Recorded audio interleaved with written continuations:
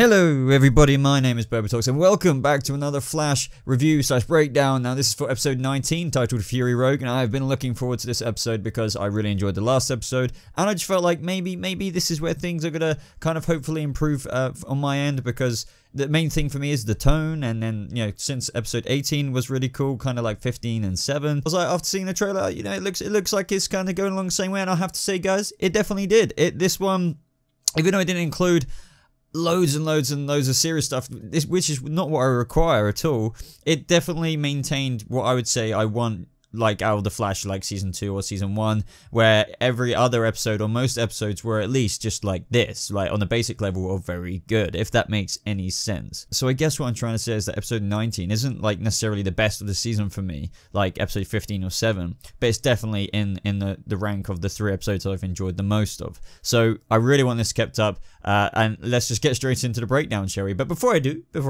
why not subscribe if you're brand new to this channel for more Flash videos like this, and leave a like, because it really does show support for the channel and I really appreciate it. So towards the beginning of the episode we had the couples therapy thing, and I have to admit I was a bit like, my red flags were going there, you know, when I saw that this could be happening in the episode, or when I was, you know, watching it, and I have to admit it was fine. It was fine. It definitely does have a purpose in this show. Like, the couples therapy is nothing like what it was at the beginning. I mean, holy crap, like it's complete contrast. But I thought it made sense. Obviously, what happened to Ralph at the end of last episode, Barry is definitely suppressing feelings. He's burying it down and saying, he's not exactly fine, but, you know, I've dealt with plenty of death, which is true, but still, that's a running theme of this episode, is Barry's, suppressed feelings that is really eating him up inside. But ultimately, for once, couples therapy, for me anyway, served a great purpose. I mean, I get that it had a purpose before, but yes, this is the couples therapy if they have to do it, which is fine. So with DeVoe, the master of probability, obviously Team Flash had to think of a thing that they could come up with they could probably kind of get outside the box, slightly outside the box, as they put it in the episode, which was Leonard Snart, or should I say Leo Snart, Earth X's version of Leonard Snart. But when Barry went to Earth X to get Leo was in the middle of battling Siren X, which is interesting. Cassidy has come back to the Flash, and I thought she was, you know, she had quite a small part to play in this episode, but I thought it was cool. I'm more intrigued with the powers she displayed, which I'll talk about, you know, as it comes. But yeah, she barely slipped through the portal. Well, she actually kept it open with her cry, which was very interesting as well. So I'm looking forward to see if we have any of these kind of canary powers in any of the other, you know, Sonic Canary kind of people we have on the shows already, you know, Arrow. Now, from the trailer, I predicted that this would happen. Leo, Earth X, would be the pep talking person for Barry this episode. Even like Captain Cold. So it doesn't matter what version of Leonard Snart it is, even like the slightly less nice version of him, the actual Captain Cold we knew from the first few seasons, he would even talk to Barry, which we've seen before. But Leo, as we saw in Earth X, was even more so kind. As we even saw in Earth X, he was talking to Mick and other people, trying to, you know, he was a lot more trying to just get people's feelings out and sort out the problem. And in this episode, he did the exact same thing with Barry, and he could tell something was up with him. And he gave the pep talk of how, when he was obviously battling in the fight on Earth X against the you-know-whos, he has lost over like 3,000 and something people under his command out of all the rebels who were fighting, and he had to grieve. He literally had to grieve, and I really like that they implemented this. I love that doesn't really matter what version of Captain Cold it is, Citizen Cold, Leonard Snart, whatever. I love the relationship between Barry and Denny, Leonard Snart, and I feel like Grant Gustin and Wentworth Miller work very well off each other, and just during this episode there was more instances of this, and it was just perfect. Now in this episode they had to take Fallout or Neil Borman to a different location, which is hosted by Argus, you know, to try and get away from the Thinker, because he needs to use him for his Age of Enlightenment plan. Good old Thinker, good old Clifford there. And this kind of brings Siren X back into it. She demonstrated another power where she can use her like sonic hearing to track Leonard Snart. It was just like she was basically using all these kind of modifications, or like new ways of using the Canary's powers, which, as I said, I really hope they use this, but it could be slightly overpowered. Anyway, to track them, and this is when they were obviously transporting Neil Borman, or should I just say Fallout, to the Argus facility, and that is when Siren X popped up, and this created something interesting in the episode as well, because just before DeVoe turned up, to foil everyone's plans to transport on the truck and everything. He turned up, and Barry tried to use the Sonic Scepter, which he had again this episode, and I thought this was actually really cool. DeVoe just completely absorbed it, or it went through him, but he stretched all the way back with Ralph's powers. And this is a moment where I felt really bad for Barry, and this episode as well, guys. It really did hit me in the feels. And this is what I miss about The Flash. I'm one of those people who, if there's a little bit of emotion where if they're doing it right and they're really trying to get and provoke an emotional response out of you to the point of tears, I'm that guy. I will literally go there. And this episode did that for me. And I'll get to the real big moments towards the end, which actually did do that for me. But when DeVoe absorbed that the Sonic Scepter's sonic wave, if you will, and then he started taking almost like basically the piss out of Barry, just saying, and used Ralph's voice, said something like rookie. Barry just froze. That was something that was just, it kind of angered me on behalf of Barry. But the thing is, I liked it. Like, DeVoe's a villain after all. But that leads into something that foiled even DeVoe's plans with his Master of Probability-ness, which I'll get to when I talk more about the whole DeVoe and Marlize point of the episode. But yeah, I thought that was really cool. And this is when Earth X Siren popped up, and she completely obliterated all of them with her sonic cry, including DeVoe. So it's a similar power, but Siren X has something else, and I'm wondering, I don't think they're going to use Cassidy again in the fight against DeVoe. I think maybe that was just a cool thing where they were like, her cry works, and the Sonic Scepter's doesn't, because it's a much more, obviously she's the meta, and this is just a tool after all. But who knows, what if they can harness that somehow? But I think that's reaching. But you never know, people. You never know. I'd love to know your thoughts on that in the comments down below. Also, with the transportation of Neil with Fallout, he was out with Tracy Brand, and she wasn't in this episode. I really didn't expect that she would. She literally would have been like, oh, hey guys, and then gone. Like, they would have got the actor in just to do that, and just no. With what I was talking about earlier with Leo doing the pep talks to Barry, it was definitely like a running theme in this episode. This is what I mean I love about their relationship. He tried to take a second dig at Barry, saying that, and this is I love heated moments like this between actors, when they're really giving it a bit of emotion. And Barry was just like, I can't really afford to grieve him right now. And Leo was just like, make time. And then Barry just shouted back, I can't. And that was just fantastic acting, fantastic scene as well. It was another crack at Barry, taking another crack at the egg. And this is leading up to the point where he split in the episode, because this led us to the whole CCPD part of it all. Now, just before we got to the emotional point where Barry was having all these flashbacks, I have to say again, Siren X, I really liked how she could hear Barry coming. She sent out her sonic cry before Barry came in, so it timed with his super speed. Now that is very overpowered. I think it's really cool, but she is, she can hear people, she can track people, and she can stop a speedster through her hearing as well. That's remarkable. I don't know. Do you guys think that is too much? Now, yet again, just like on the road when Barry froze in the CCPD when all of this was happening. The Fallout was going nuclear, basically. Siren X was just going ham with a sonic cry. Citizen Cold was just like, Barry, come on, Barry. I love moments like this. It's just brilliant. The tone and the energy and the crazy action that's going on. And then the hero is on the floor, just like, but no, really, I do completely understand what Barry's going through. He kind of was literally indirectly responsible, even though I felt like he was just trying to uphold the morals of, not murdering, but it's still really dragging him down. The more you bottle things up, just like in real life, that are really problematic, that you should process and stuff like that, the more it will explode, the bottle will break. And that was happening when, people could get killed. He's the Flash after all. And I freaking think the Flash does best when episodes, things are like this. And I've said this a lot. I don't expect that every episode. It can be different levels of, all this stuff going on with the hero. Like last episode, there was a dramatic death with Ralph. This episode, it wasn't as mad, but there was still, at least some level of seriousness that was going on. So do you see what I mean? This is what they did with the previous seasons, but not so much with the first 6 episodes, and then not episode 7, but then up until episode 15 it was similar again, and then up to episode 15 until 18 and 19 we're now back on track. Do you get what I mean with that? But those flashbacks with Barry, just seeing Ralph and his time mentoring him, really did make me tear up. That, oh man, that really gut wrenches me. And this is the storytelling I love about this show. just bring this, please. Just more episodes like this, please. Now, during this episode, obviously, we had other storylines going on with Harry Wells, and we learned in the Braille room from Gideon that Harry's synapses in his brain have basically been fried, and that's all due to the dark matter. And she did try to warn him, and Harry, I love the moment when that happened. She was like, I know. Ultimately, he's losing his intelligence more and more and more every minute of every hour of every day. That was very interesting. I really thought that this dark matter would not necessarily turn him as a mega villain of the Flash, but I thought it'd be some kind of redemptive, downward spiral, as just like it was, with the addiction to the thinking cap, but then they would get him back. But mind you, that would probably take a couple of episodes to do, and we're right near the finale-ish kind of now, and they probably just don't have time for that. But this story, regardless, is still very interesting. Now, Cisco got involved with Harry's plot this episode. I love these two together. They are literally their own dynamic duo. I just think they feed so well off each other, the characters and the actors, and this episode, yet again, was a perfect example of those two.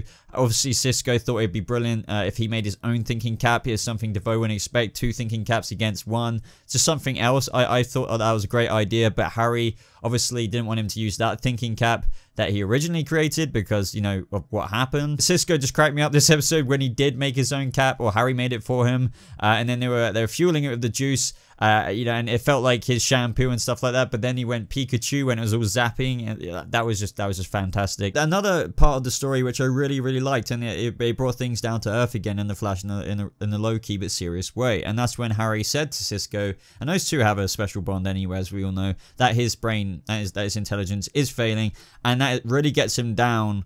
Because, everyone has their role on a team, like Cisco's Vibe, Barry is the Flash, Caitlin's Killer Frost, Iris, I'm only joking to those West Allen fans like that. Iris is Barry's lightning rod, even though I wanted her to be a kick-ass reporter. But you know what I mean. And Harry's just like, my thing that separated me is that I'm always smarter than all the villains. Like, at least I have that, and that, greatly assists the team. Now, without my intelligence, I'm nothing. Like, I'm nothing. And I felt really bad for Harry there, and I thought that was a really nice moment between those two. And, of course, Cisco's like, we got to try and sort this out. It's going to take everyone, and you have to tell the team, but it wasn't quite yet. So I'm kind of worried, will Harry really get to a level, because we saw him in this episode struggling.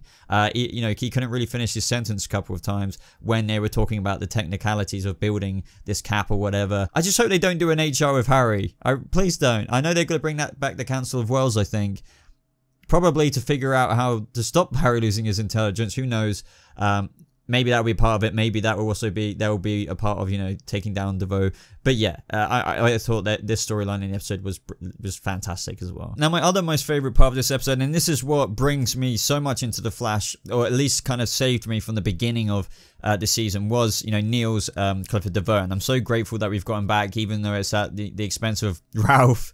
But those scenes between him and Marlize, or, the mechanic, or now, I guess, the technician, but man, he was quite cold. The more intelligent this guy's getting, obviously, is almost separating from, it's like in many films we've seen before, he's separating from his human side. I like how we got a little bit more of the Age of Enlightenment kind of schematics on screen, and we saw a lot more of those symbols on it, and I tried to take a good peek at that, but I don't think I could make too much out of it from what I can remember. But poor Marlize in this episode, I really feel sorry for her. Like, the Thinker obviously has been feeding, like giving her the weeper's tears to make her infatuated with DeVoe again, to make her stop her from basically running away. And for once in this episode, she didn't require it, because, ever since getting his original body back, she's seeing the man she loved. But more than ever in this episode, Marlize is realizing that, holy crap, holy shit, I do not want to be a part of this. This isn't the man I married. This is the man this isn't the man I fell in love with.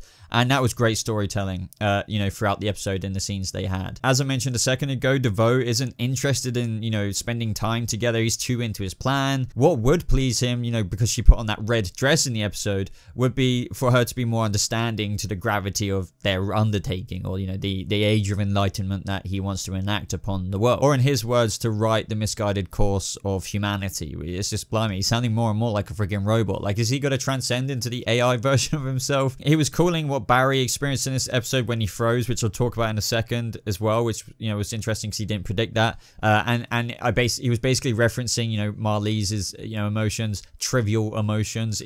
As I said, robot. He just said her role is just to be his technician until, the enlightenment has occurred. And I was like, damn, man, like, this sweet, lovely lady who was your wife, who's been helping you and stuff like that, and you're just treating her like a pile of crap. But anyway, let's flash back to the moment where DeVoe popped up when they were transporting Fallout, and the sonic cry from Siren X affected him. And the thing is, he was enraged. He was so triggered about how he didn't predict this. How did he not predict this? And the reason why he is, for all intents and purposes, so triggered is like the lines he said before, and that was said in this episode again.